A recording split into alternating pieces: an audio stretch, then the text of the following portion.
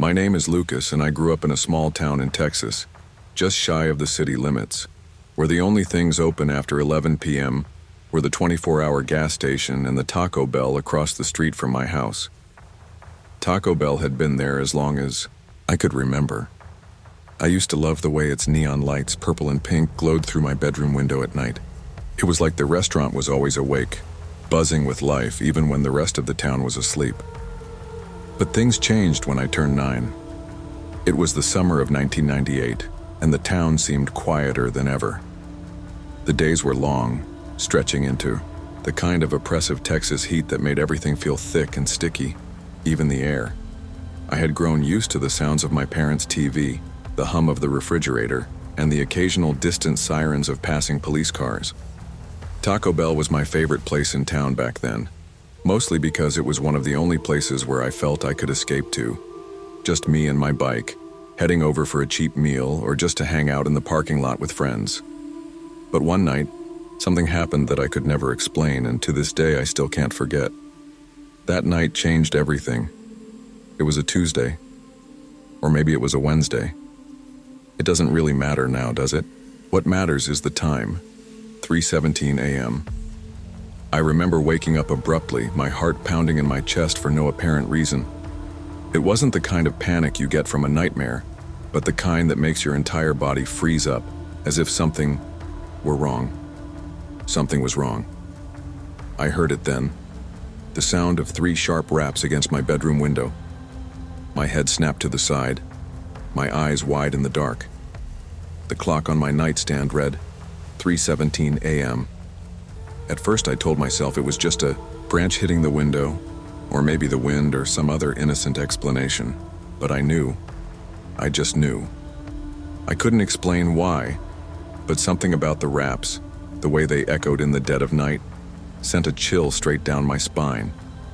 I slowly pulled myself out of bed, trying not to wake my parents in the next room. My feet barely made a sound on the wooden floor as I crept toward the window. My bedroom was on the 2nd floor, facing the parking lot of the Taco Bell. I pulled back the curtain with trembling hands. What I saw through the glass will forever be burned into my memory. A man. No, not a man. A figure, dressed in a full Taco Bell mascot costume, standing on the ground below. His head was huge, a giant taco shell with a ridiculous painted smile. That looked far too wide to be real. The mascot's suit was stained red, the kind of red you only get when grease and sauce are involved. His gloved hand was pressed flat against the window. His fingers splayed out like he was trying to reach me. For a moment I didn't move. I couldn't. My heart was racing so fast it felt like it might explode, but then I saw it. The smile. It twisted, pulling wider beneath the flickering streetlight, and it wasn't friendly anymore. It was something else. Something sinister. I had to get away from the window. I ran out of my room, tears blurring my vision, and crashed into my parents' room. My dad, a retired cop, didn't hesitate for a second. He grabbed his gun and jumped out of bed without even asking questions. I was too scared to speak. My mom was half awake, but my dad just nodded at her and motioned for me to stay back. "Stay here, Lucas," he told me in that firm voice of his, the one he used when he was serious. He had been through enough in his life that he could handle things most people couldn't. He wasn't afraid of much. I huddled in the hallway, listening as my dad stepped outside, his boots crunching on the gravel. Minutes passed. I could hear the creaking of the old house, the house I'd lived in all my life, and I waited, praying that whatever I'd seen outside wasn't real. Eventually, my dad came back inside. He was pale, his face taut with something I hadn't seen before. Something like unease. "There's nothing," he said after a long moment, looking at me with a strange expression. "Just Taco Bell stuff." "Stuff?" I asked, my voice barely a whisper. My dad didn't explain further, but when he went outside to check the yard, I followed him quietly, my curiosity burning a hole in my stomach. He didn't find much, just some taco sauce footprints leading away from the Taco Bell dumpster. He also found something else, a half-eaten cinnamon twist stuck to the window screen, as if it had been placed there deliberately. "That's weird," my dad muttered, looking at the twist. I'll make a note of it. The next morning, I didn't get much sleep. I lay there staring at the ceiling, trying to convince myself it was all a bad dream. But I couldn't shake the image of the Taco Bell mascot's smile, wide and twisted, from my mind. My dad went to the local police station, but when I asked him what he found out, he just shook his head. "There's no sign of any break-in," he said. "The Taco Bell manager says they don't have a mascot program, and they certainly don't have anyone working that late."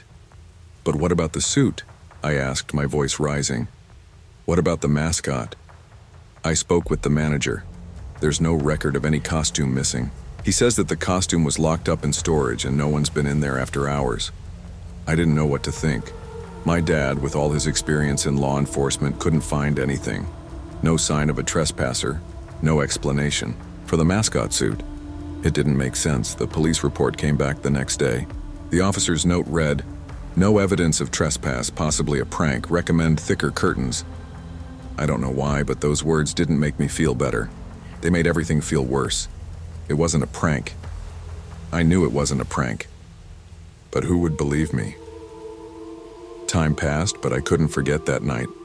I couldn't forget the strange figure in the Taco Bell mascot costume, and I couldn't shake the feeling that something had been watching me all along.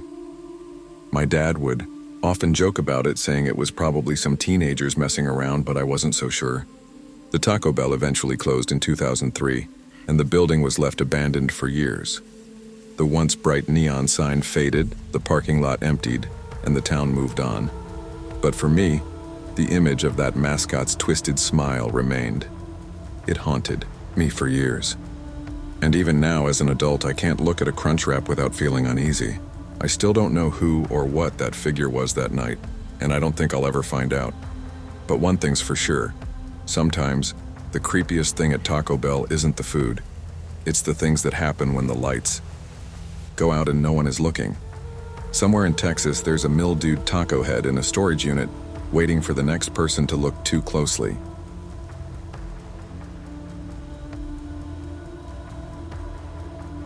I've worked the night shift as a janitor at the hospital in Albuquerque for a few years now. It's not glamorous, but it pays the bills. The shifts are long, and by the time I get off work, all I want is a warm breakfast and a hot cup of coffee to kickstart my day.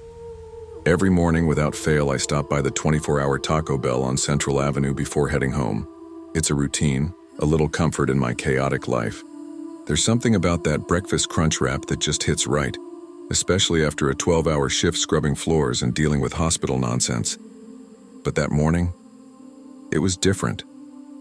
I pulled up to the drive-thru at 6:15 a.m. like usual, but there was something off. The lot was quiet, too quiet, and the usual morning rush wasn't there. No cars parked in front. No one waiting for their breakfast. In fact, the neon sign outside was buzzing, but the doors were locked. I figured maybe they were cleaning or there was some issue with the staff, but still it felt wrong.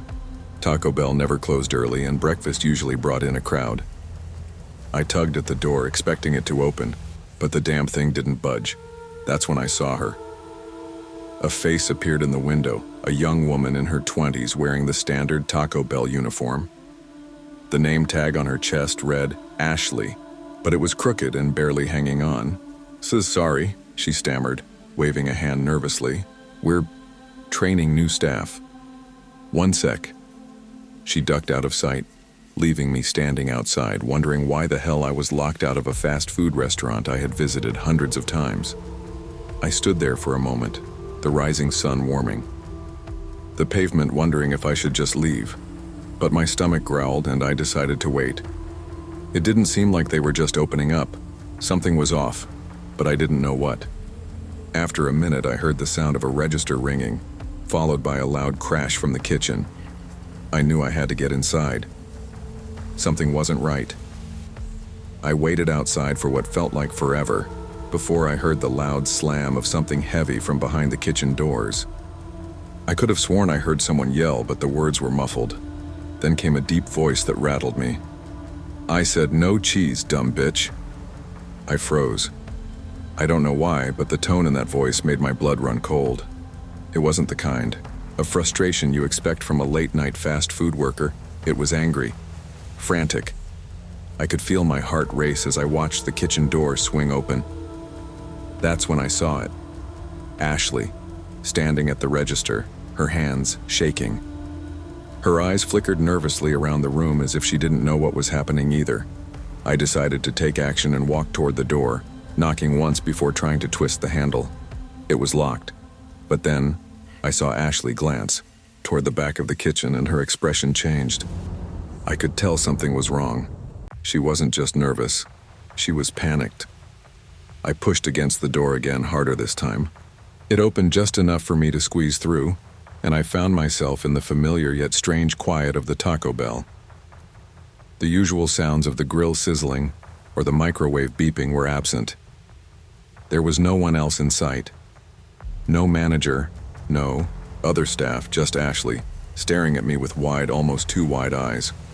Before I could ask if everything was okay, I heard a crash, then a loud, angry shout. I said no cheese. It was coming from the kitchen. I rounded the counter to find what was causing the chaos. I turned the corner into the kitchen and saw him. The man behind the grill wasn't your average Taco Bell cook.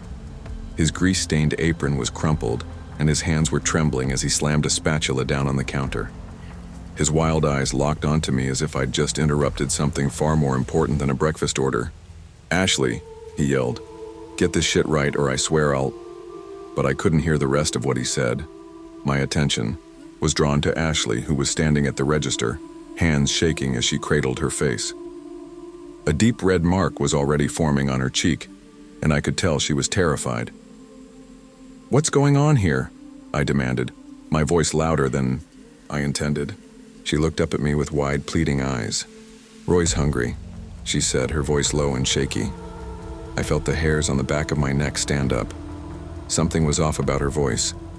It wasn't the usual tremor you'd expect from someone. Scared, it was deeper, almost guttural. "Roy?" I repeated, not understanding. Ashley's posture suddenly snapped rigid, her neck twisting unnaturally as her gaze locked onto me. "Roy's hungry," she shrieked in a voice that was so deep, it didn't sound like her at all. Before I could react, the man, the one I now knew was Roy, bolted out of the back door, disappearing into the alley behind the restaurant. I didn't know what the hell was going on, but it didn't feel right. My instinct screamed at me to leave, but I couldn't leave her like this, not after what had just happened. I took a step back, my mind racing, trying to process everything I'd just witnessed. I wanted to run, but there was still something nagging at me, telling me I had to figure out what was going on.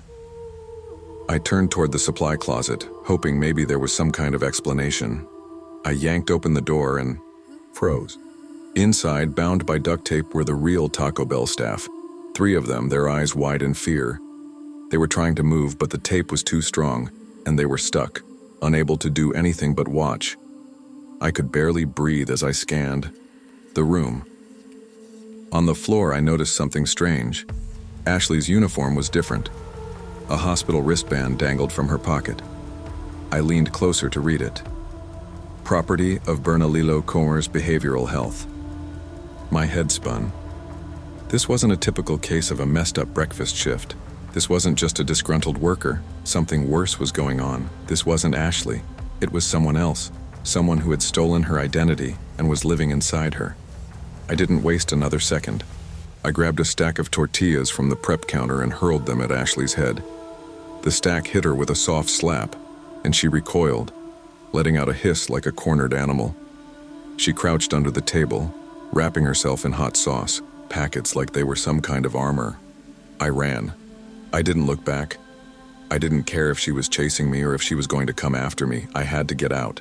I ran straight for the front door and yanked it open, bolting into the parking lot as if my life depended on it. I didn't stop until I reached my car, slamming the door behind me and starting the engine. My hands shook as I tried to dial 911, but I could barely hold my phone steady. My head was spinning and my heart was pounding in my chest. The Albuquerque Police Department arrived minutes later. They found Ashley, no, not Ashley, under the table, hissing and twitching like something out of a nightmare. They managed to subdue her, but it wasn't over. The man I had seen was also a patient from the same behavioral health facility. It turned out they had both escaped, and their identities had been switched. That Taco Bell hired a security guard after the incident, and I switched to breakfast burritos from home. As for the mystery of Ashley and Roy, I'll never forget the look in their eyes. Somewhere in the desert, there's probably a very confused psychiatrist trying to figure out how Baja Blast played a role in it all.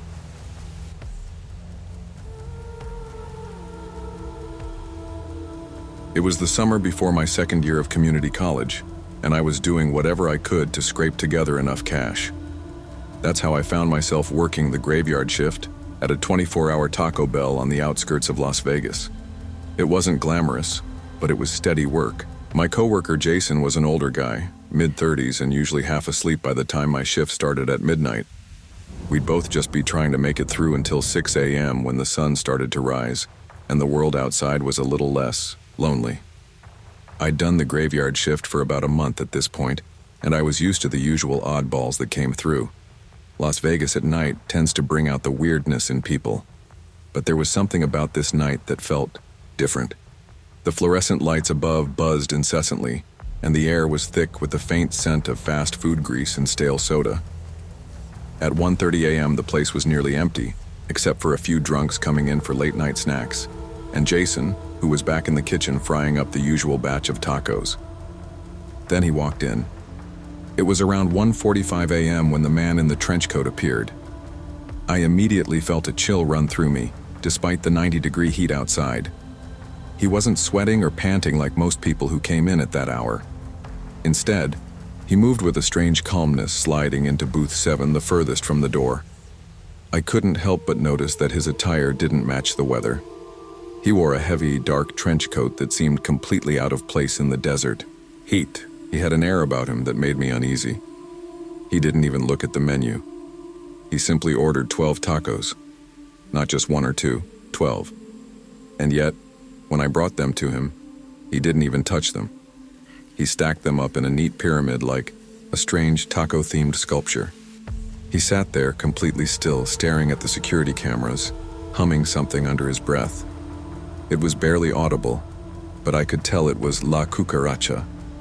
It made me uneasy. The song, combined with his eerie stillness, felt more like something from a horror movie than a fast food restaurant. At first I thought maybe he was just one of those weirdos who like to spend their nights in places like this. There were plenty of people like that in Vegas. People who lived off the neon glow of the Strip and just needed a place to sit and exist for a while. But as I watched him from behind the counter, I couldn't shake the feeling that something wasn't right. It was already past 2 a.m., and Jason had started the closing process, wiping down the counters and checking the restrooms. I had already started turning off the music in the dining area when I walked up to the man's table and politely said, "Sir, we're closing now." His response came immediately, a loud, harsh slam of his fist on the table. It startled me, and I jumped back, almost knocking over a stack of napkins. "I paid for my meal," he growled. "I'll leave when I want." The tone in his voice sent a shiver down my spine. Something about his eyes, wide, manic, told me he wasn't just an eccentric customer. He wasn't playing by the usual rules. This wasn't some drunk guy who'd been in too long. This was something darker. Jason, always the more level-headed one, approached to try to defuse the situation.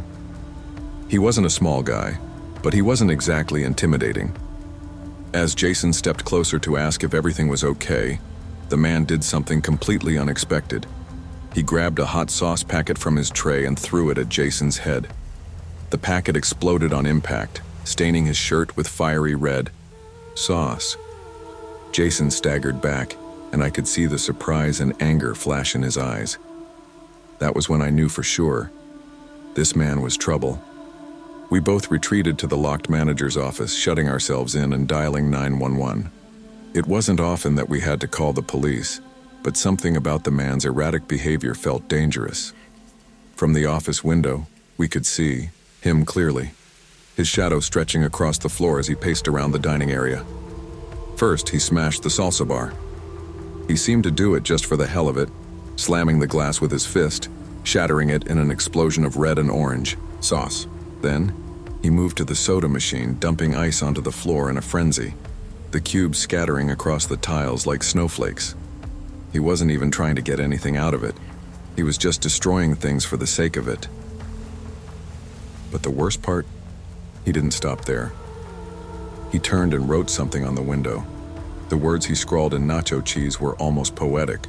"See you soon." I couldn't tell if he meant it as a threat or just some bizarre rambling, but my heart raced. It wasn't just the destruction, it was the way he seemed to enjoy it, like it was all part of some twisted game. By the time the police had arrived, the man had escalated his antics. He wasn't just sitting around anymore. No, now he was trying to deep fry his trench coat in the fryer. I could see it clearly through the window, his coat catching fire, in the hot oil as he shoved it in, screaming about the secret menu. It made no sense, but nothing about this situation made sense. The cops didn't hesitate. As soon as they stepped inside, the man charged at them, screaming incoherently about testing security for corporate and how they were all in on it. The officers tried to subdue him, but he wasn't going down without a fight. He was tased twice before finally collapsing on the floor, twitching as the electricity ran through him. I watched all of this from the safety of the manager's office, my hands shaking as I clutched the phone to my ear. I wasn't sure how long it had been since we first called the cops, but it felt like an eternity. The LVPD took the man into custody without incident after the tasers had done their work. He was identified as a disgruntled former Taco John's employee, and as strange as it sounded, he had been attempting to test the security for a corporate rival. A few minutes later, they discovered that the man had 37 stolen fire sauce packets in his pockets, making the whole thing even weirder. As for us, Jason and I stayed in the office for a long while, talking in hushed voices about what had just happened. The cops took the man away in handcuffs, and the mess he had left behind was, well, it was a mess. Salsa splattered on the walls, ice on the floor, and nacho cheese on the windows. It was like a scene out of a weird, twisted movie.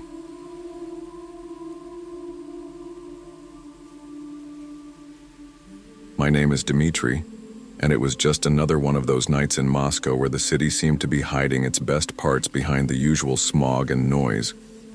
I had just left my friend's place in Rubliovka, an area that feels like it could belong in another world compared to the rest of the city. We'd been out all night and I was exhausted, but oddly awake at the same time, caught in that strange limbo between exhaustion and the need to wind down. The drive home through the quieter parts of the city was always somewhat calming, the Lada Vesta sputtering beneath me like it was begging to be put out of its misery. I'm not a rich guy, and the Lada was just about the best I could afford. It wasn't glamorous, but it got me from point A to point B. As I parked in my underground garage around 2:17 a.m., the usual strange clanks and groans from the engine didn't sit well with me. I've had this car for a few years now, and the noises have become more frequent, like an old dog groaning when it's time to get up. I thought nothing of it at first, but the next morning, something wasn't right. At 3:45 a.m., I woke up to the unmistakable sound of metal grinding against metal. It was the kind of noise that makes your heart race without warning, especially when it's followed by muffled swearing in Chechen-accented Russian. Faint, but enough for me to know something was off. It was dark, and the air smelled like wet pavement, but I didn't hesitate. I pulled on a jacket and grabbed my keys, ready to confront whatever had disturbed my peace. What I found shocked me. I stumbled out into the garage, my shoes scraping against the concrete floor. The lights flickered as I approached the Lada.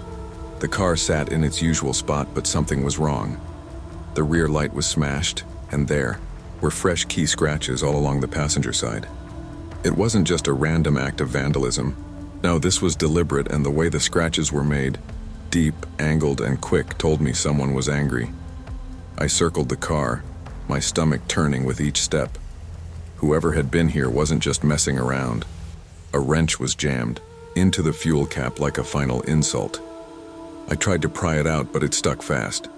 I stood there for a moment, staring at the wreckage, trying to piece together what had happened. Then, something else caught my eye. The undercarriage of my Lada gleamed strangely in the dim light. A thin wire attached to a GPS tracker was hanging down from under the car. My pulse quickened. It wasn't factory installed. It was someone else's doing. Someone had been watching my car, had planned this.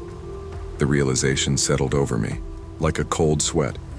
I pulled out my phone, already thinking of the next move. I didn't know who these people were, but I was damn sure I was going to find out.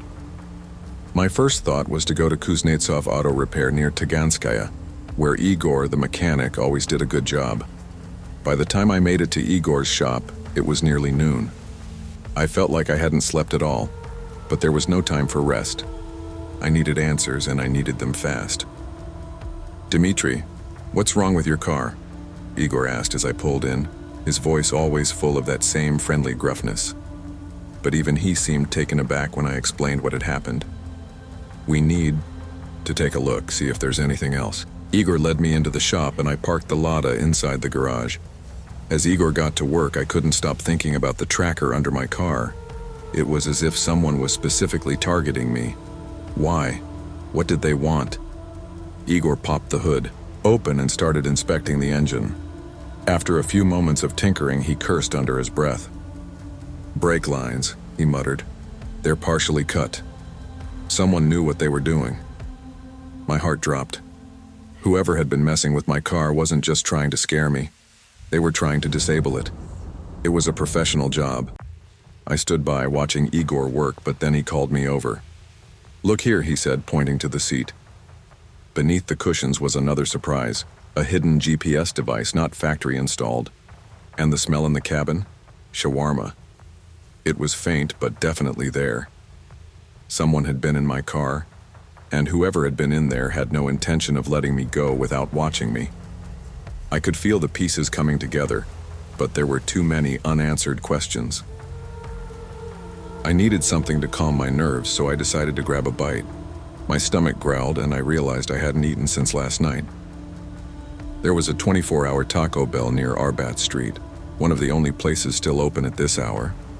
Maybe a Crunchwrap Supreme would help me think straight. The drive there was short, but as I parked and got out, I couldn't shake the feeling that I was being watched. It was almost as if the same eyes that had been on my car were now watching me. I stood in line, eyes scanning the place like a hawk, and that's when I noticed him, a man in a mask lurking by the drink station staring directly at my Lada. I tried to shrug it off, but his eyes, those cold, calculating eyes, had me on edge. I ordered my food and tried to keep my cool, but then I saw someone else, a hooded figure near the entrance of the restaurant, suspiciously filming the parking lot. It wasn't normal. None of it was. I had to know what was going on, so I decided to send the footage from my garage CCTV to my cousin at the Moscow PD. He could help me out. The response came within minutes. The masked man's boots were distinctive, Adidas stripes that matched those of a car theft ring active in the Western District of Moscow, and the hooded figure. It was a known associate seen on camera near my apartment last week riding a modified Ural motorcycle. I wasn't about to let this slide. I decided to stay a little longer at Taco Bell, pretending to leave, but instead circling the block to get a closer look. As I rounded the corner, I saw it. The hooded figure was in my car, attaching a tracker to the undercarriage, the same tracker that had been in my garage earlier. I felt my stomach drop. They were targeting me. I looked over at the masked man who was standing by the drink station, speaking into a walkie-talkie in low tones. It was clear now. They were monitoring me, and it wasn't just a simple robbery. This was bigger than that. I didn't waste time. I pulled out my phone and called my cousin, alerting him to the situation. Within minutes, an Oman patrol unit arrived. They arrested the masked man and the hooded figure, who was caught with carjacking tools hidden in a Taco Bell sauce. They also found a list of luxury vehicles on his phone, including mine, and maps marking my home and workplace.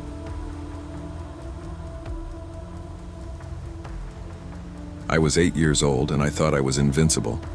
The under-9s football team I played for had just won our first match of the season, and my parents promised me a treat.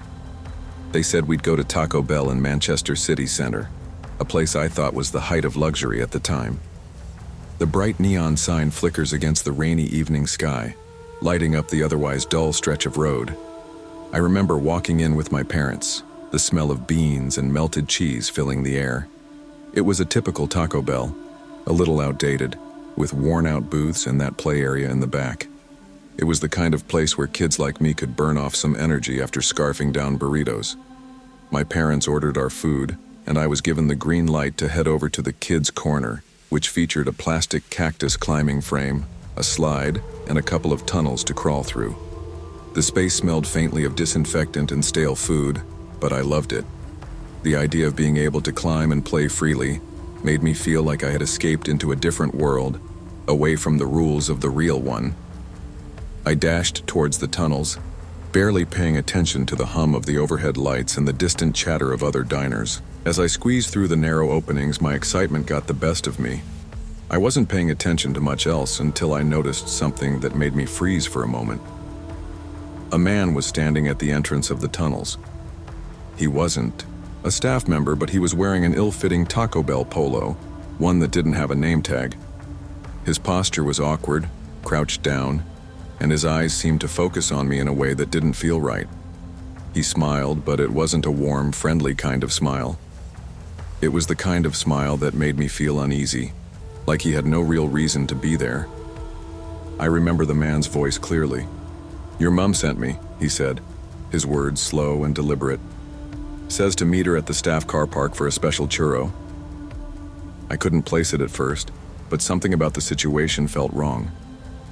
My mom hadn't said anything to me about a special churro, and I certainly didn't think it would involve this strange man in a dirty Taco Bell shirt. There was no name tag on his uniform, no ID badge, nothing that indicated he was a legitimate employee. As he crouched at the entrance of the tunnel, he seemed to be trying to look friendly. But I noticed little things that made me suspicious. His trousers were black jeans, not the usual Taco Bell slacks, but casual jeans that looked out of place. And his shoes, muddy trainers, completely inappropriate for working in a food environment. Staff at Taco Bell always wore slip-resistant shoes, but these were completely wrong. His eyes kept flicking toward the fire exit, and it made me wonder if he had an escape route planned. I hesitated, unsure of what to do. I stood still for a moment, considering my options. The man's gaze didn't leave me, and that was when I began to feel a sense of dread creep up on me. What if he wasn't just a strange person working at Taco Bell? What if he had other intentions? He took a step closer, and that's when I knew for sure. This wasn't a simple misunderstanding. Something wasn't right. Without thinking, I turned and scrambled through the tunnel, desperate to get away from him. My heart raced as I crawled to the other side, hoping I could find my parents and tell them what happened. But when I emerged from the tunnel, I saw something that made my heart stop. Through the large windows, I could see my dad's car, the Vauxhall, still running at the collection point outside, waiting for us to leave. But it was odd. My dad never left the engine running for so long. Was he waiting for me, or had the man tricked me somehow? I didn't know, but I knew I couldn't just walk out there and meet him. That's when the man's hand grabbed my arm, pulling me back toward the entrance. I struggled to break free, but his grip was strong. The panic hit me like a wave, and I thought of the worst-case scenario. I could feel his fingers digging into my skin, his breath on the back of my neck. I needed to act fast. I stomped as hard as I could on his foot. It was a desperate, instinctual move, but it worked. The man yelped in pain and let go of my arm. I didn't hesitate. I bolted toward the kitchen, weaving through the tables and dodging other customers as I ran. I was so scared I could hardly breathe, but I knew I needed to get to safety. I had no idea what this man's intentions were, but I didn't plan on finding out. I crashed into someone as I sprinted toward the back of the restaurant. I barely registered the person I collided with before I looked up and saw who it was. Fatima, the assistant manager. She was carrying a bin bag and didn't seem startled by my sudden appearance. But she immediately took in my frantic expression and understood something was wrong. "What's going on?" she asked, her tone sharp. I couldn't explain the whole situation in the heat of the moment, but I didn't need to. Fatima's sharp eyes scanned the area, and she quickly understood. She grabbed my hand, leading me to the staff area where the back door was. Just as she was about to call for help, the man appeared in the doorway, looking confused and disoriented. He didn't chase us, but there was something in his movements that made me feel like he was trying to figure out what had gone wrong. His gaze was still fixed on me, but Fatima stepped in front of me, her posture protective. The police arrived within minutes. Fatima had already called them, and they took charge immediately. The man was nowhere to be found, but the authorities had surveillance footage of the whole incident. The footage revealed that he had been in the restaurant for hours before approaching me, and he had been acting suspiciously from the start. The police later found a uniform top, one of Tacobell's, discarded in the disabled toilet. The man had stolen it from a laundry trolley earlier that day. They also spotted a suspicious Citroën van speeding down Corporation Street, matching the vehicle that had been parked outside. The police gathered all the evidence and began investigating his background. When they found his unfinished Baja Blast on the counter, I shuddered. It was like he had been in the middle of blending in, but had lost control when I ran away.